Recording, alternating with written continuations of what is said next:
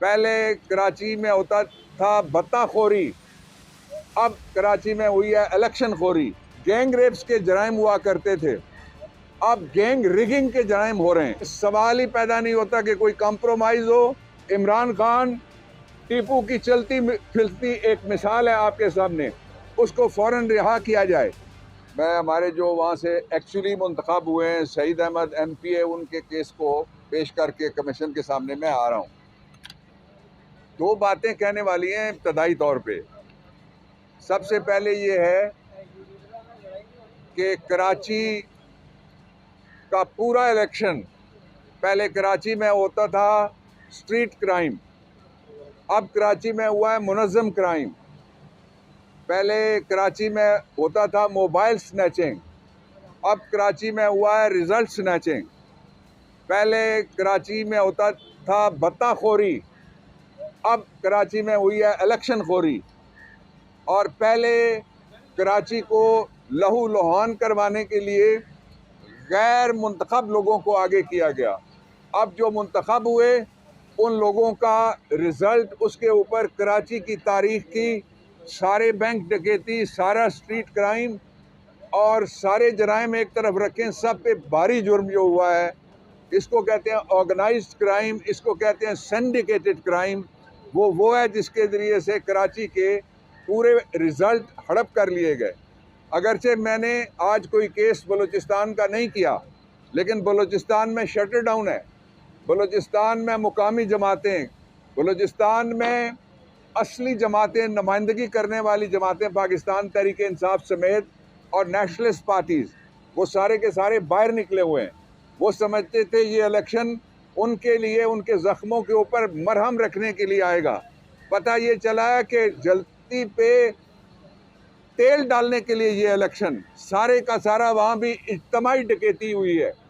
पहले gang wraps के जराइम हुआ करते थे, अब गैंग रिगिंग के जराइम हो रहे हैं। ये पाकिस्तान की खिदमत नहीं है। कल मैंने मुलाकात की इमरान खान से, कैदी नंबर 804 से मैंने मुलाकात की जेल के अंदर, मेरी तफसीली गुफ्तगू हुई। इमरान खान का 3 नुक्तों में मौक़िफ़ है। पहला ये है कि पाकिस्तानी कौम को उसने सलाम पेश किया है, जिस जुर्रत के साथ उन्होंने इस बेहुदा और बोसीदा निज़ाम जिसने उनके इलेक्शन पे डकैती डाली है, उसको हैंड्स डाउन गिरा के चारों शाने चित करके शिकस्त दी है, उसमें आपको सलाम भेजा है इमरान खान ने। दूसरी बात उसने ये कही है कि सवाल ही पैदा नहीं होता कि कोई कॉम्प्रोमाइज़ हो, सवाल ही पैदा नहीं होता कि जेल से कोई निकल के बाहर किसी जगह पे जाए, और सवाल ही पैदा नहीं होता कि पाकिस्तान तहरीक इंसाफ की मरकज़ में और 3 सूबों में हुकूमत और कराची का मैंडेट और बलूचिस्तान के लोगों का मैंडेट वो वापस ना मिले। मैंने उनको बलूचिस्तान पे भी ब्रीफ किया कल। और तीसरी और सबसे बड़ी बात यह है कि जब तक इमरान खान रिहा नहीं होंगे, वो मेजॉरिटी पार्टी के लीडर हैं। उसके ऊपर मैं दोहराना चाहता हूँ अपनी बात को कि 2015 में अब्दुल मालिक केस के अंदर, वो केस मैंने किया था एक फरीक की तरफ से, सुप्रीम कोर्ट ऑफ पाकिस्तान ने कहा है कि सदर पाकिस्तान के इख्तियारात हैं, जो सज़ा को मुअत्तल करने के जो इख्तियारात हैं, सज़ा को ख़त्म करने के जो इख्तियारात हैं, और एक और सूरत भी है जो इस केस में मैं बयान नहीं करता, रहने देता हूँ, उन पे देयर इज़ नो फैटर, यानी उन पे कोई हथकड़ी नहीं है। वो ना शहबाज शरीफ रोक सकता है, और ना काकड़ रोक सकता है, और ना कोई सेक्रेटरी रोक सकता है, और ना कोई मिनिस्टर रोक सकता है।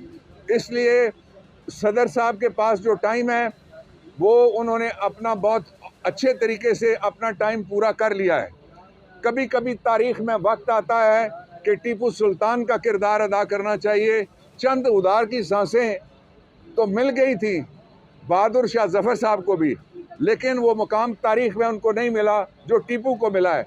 इमरान खान टीपू की चलती फिरती एक मिसाल है आपके सामने, उसको फ़ौरन रिहा किया जाए।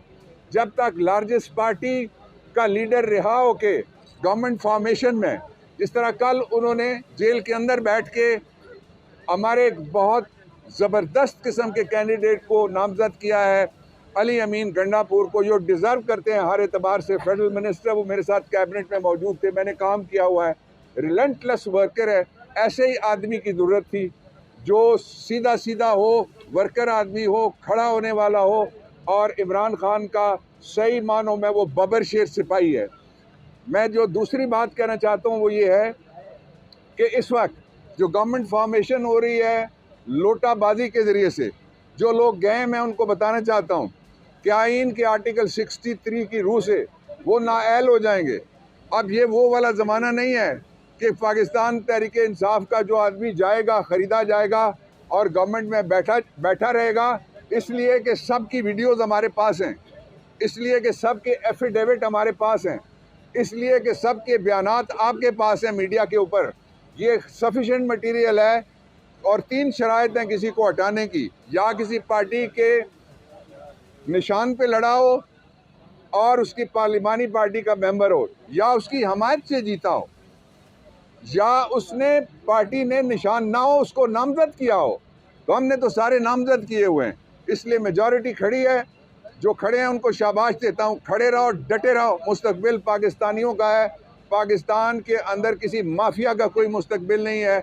जो माफिया को मुसल्लत करने की कोशिश हो रही है, मैं आप उसकी तरफ से आता हूँ, आपको बताता हूँ। मैं असल सूरत हाल इस वक्त ये है कि वो ये चाहते हैं कि जिस तरह जनरल मुशर्रफ के दौर में जो मुल्ला मिलिट्री अलायंस था वो अपोजिशन में भी था और वो हुकूमत में भी था, उसके बाद सूबाई हुकूमतें भी थी और मौलाना फजलुर रहमान साहब लीडर ऑफ द अपोजिशन भी थे, ये सामने वाले हाउस में नेशनल असेंबली के अंदर। अब ऐसा नहीं चलेगा।